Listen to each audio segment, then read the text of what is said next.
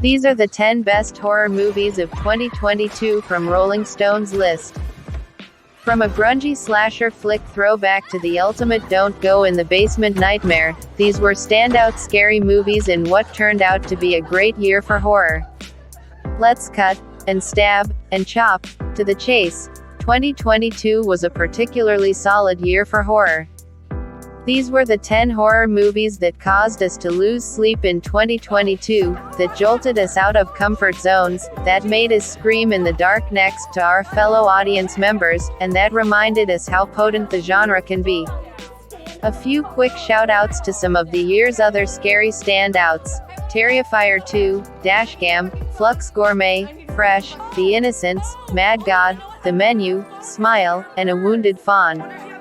And while we hesitate to recommend something as gnarly and unpleasant as The Sadness, the South Korean zombie movie that made even jaded horror fans blanch, we have to acknowledge that it does exactly what it sets out to do. Proceed with extreme caution in regard to that one. At number 10 is Scream. Do you like scary movies about scary movies that somehow laugh at, yet simultaneously pay reverence to other scary movies? Then this latest addition to the meta-horror franchise likely sent you into spasms of glee.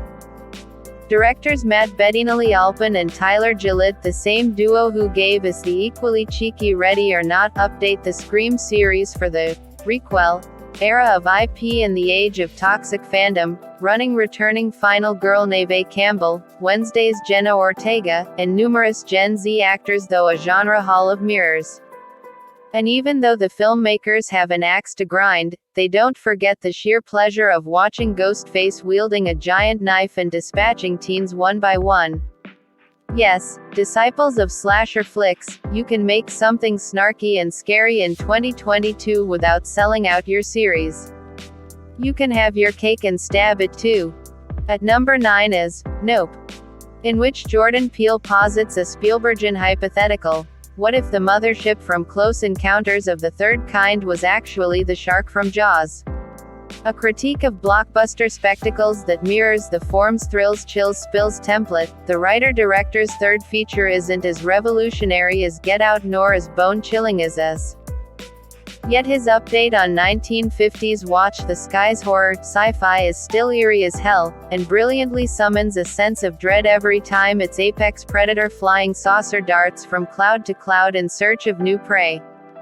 Daniel Kaluuya and Keke Palmer turn their hunt for proof that aliens are among us into humanity's last stand, while a subplot involving Steven Yeun's former child star and a chimp run amok is pure terror. It keeps getting better, and more disturbing, with every viewing. At number 8 is Bones and All. No, Luca Guadagnino's fine young cannibal love story is not to everyone's taste, too tame for the splatterfest crowd and too extreme for the Oscar-courting mainstream. Yes, it does turn Camille D'Angela's Ya novel into the most romantic horror movie of the year. All apologies, Halloween ends. Taylor Russell's flesh-craving teenage outcast hits the road in search of information about her long-lost mother, only to discover a whole community of eaters living on the fringes of Reagan-era America. She also meets Lee Timothée, a dirtbag dreamboat who shares her affliction and quickly becomes her traveling companion. It may sound like Twilight for carnivores, but it's blessed with some sharp teeth and a few gut-wrenching sequences that would make Tom Savini stand up and cheer. At number 7 is Piggy. A shy, plus-size young woman named Sarah Laura Galan, delivering one haymaker of a performance, works at her parents' butcher shop and endures the constant taunting of the local Mean Girls clique. The sudden appearance of a scruffy drifter, Richard Holmes, and some unexplained disappearances hint that a serial killer may be plaguing her small village. The question is whether he's someone who is likely to murder Sarah or be her guardian angel. A veteran of Spanish TV, director Carlota Paredes' feature debut toys with both revenge thriller and gory, maniac on the loose horror tropes, yet she also gives us reasons to take her heroine's side regardless of whether she's trying to escape this visiting psycho or become his apprentice. The literal torture scenes are nothing compared to watching Sarah suffer humiliation at the hands of bullies. And the image of Galan covered in blood on a remote highway feels instantly iconic. At number 6 is Soft and Quiet. What's scarier than Freddy, Jason, Chucky and Michael Myers combined? How about a cabal of neo-Nazi Karens? First-time writer-director Beth D'Arajo hands you an American nightmare, unfolding in real time courtesy of an elaborate single-shot setup that forces you to ride shotgun with a group of Instagram-friendly female hatemongers. The sheer casualness of their toxicity and the way that a younger newbie, Eleanor Pinta, to the group is so easily persuaded to spew racist comments is a little too close to reality for comfort, and when the stage is set for these riled-up folks to turn rhetoric into action, you know that things are going to go from bad to a whole lot worse. The last 30 minutes of this indie, which turns a home invasion into a hate crime, is so tense that it's nearly unwatchable. Take that as a compliment and a warning. At number 5 is Men. Alex Garland's allegory on the evil that men do, and we do mean that gender specifically, was greeted with a wave of hostility upon its release. May we gingerly suggest that this was the most unfairly maligned horror movie of the past 12 months, and that it more than earns its place on this list. A recently widowed woman named Harper Jessie Buckley goes to the English countryside in an attempt to grieve and heal. Out on a walk one day, she spies a sinister, naked figure who seems to be following her. She calls the police, who don't seem to be much help. Neither, for that matter, are most of the gents she meets in town. It soon becomes clear what Garland is up to, and the obviousness of his systematic misogyny swing is matched only by how unsettling it is, especially when its final act treads heavily into hallucinatory territory. Both Buckley and her co-star Rory Kinnear deserve kudos for their work here, as do the VFX team. Quite the mindfuck, this one. At number 4 is Speak No Evil. A father, Morten Burian, a mother, Sidsel Seam Koch, and their young daughter, Leva Forsberg, are vacationing in Tuscany. At their villa, this Danish clan meet another family of 3. That trio's patriarch Fedje van Hooy couldn't be more gregarious. His wife Karina Smulders seems equally as friendly and outgoing.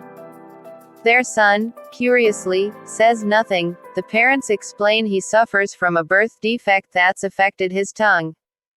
A few months later, the Danes are invited to visit their new friends at their house deep in the woods. And with that simple premise, filmmaker Christian Taftrup sets up a middle-class descent into hell. It's all over but the screaming, which is well-deserved when you find out what the host's endgame is. Meet your new favorite Euro horror feel-bad ordeal. At number 3 is Barbarian. The big surprise horror hit of 2022, comedian-turned-filmmaker Zach Cregger's intelligent, funny, genuinely frightening and, when it needs to be, extremely brutal riff on the old "don't go in the basement" narrative felt like it came out of left field, with little to no fanfare at first. It topped the box office during its opening weekend, which was chalked up to a default victory thanks to late summer being a new release dead zone. Then word of mouth began to build, and even those who don't normally go in for scary movies started to take notice. A woman, Georgina Campbell, rents an Airbnb in a rough neighborhood. When she gets to the house, another tenant, Bill Skarsgård, is already occupying the residence.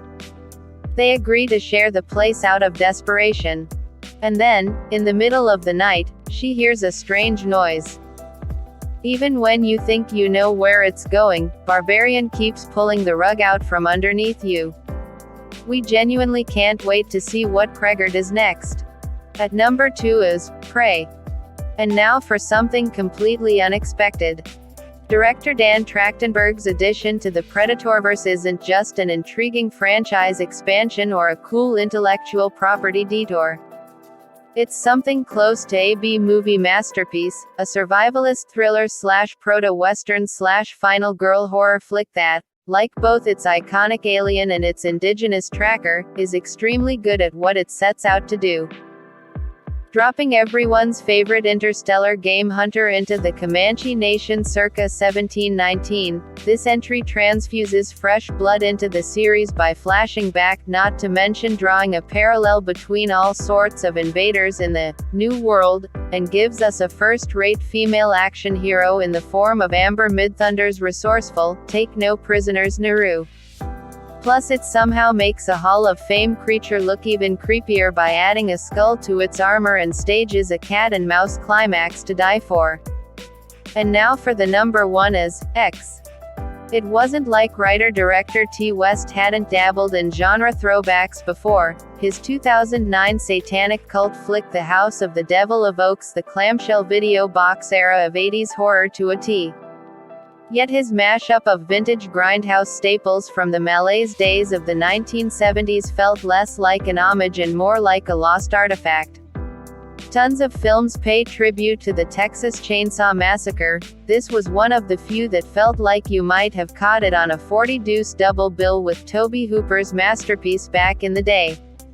A film crew travels to a remote farm in Texas to shoot the ultimate Lone Star State porn flick. The pious elderly couple who own the property barely tolerate the presence of their guests. Yet the film's star, Mia Goth, seems to arouse something in the matriarch of the house, at which point things get bloody. West naturally nails the grungy, gritty feel of horror classics past, and blesses us with a set piece involving headlights and arterial spray that's downright beautiful. You'd have to go back to the first few seasons of Hannibal to find something so simultaneously grotesque and swoon-worthy. Yet he also adds something to his repertoire that's unexpected, an emotional resonance that complements his return of the repressed premise without skimping on scares. And thanks to Mia Goth, he's found not just a perfect scream queen but a sharp collaborator. Her work here and in X's companion piece, Pearl, which she co-wrote with West, helps thread a character's study throughout all the screen carnage. Come to this celebration of the movie's darker underbelly for the adrenaline rush of sex and violence.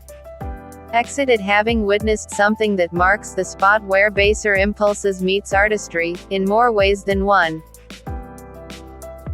So there it is, it's a wrap for 2022 horror genre that we loved. Will 2023 give us more of these kind of movies? Well, we have to live to find out. Thanks for watching.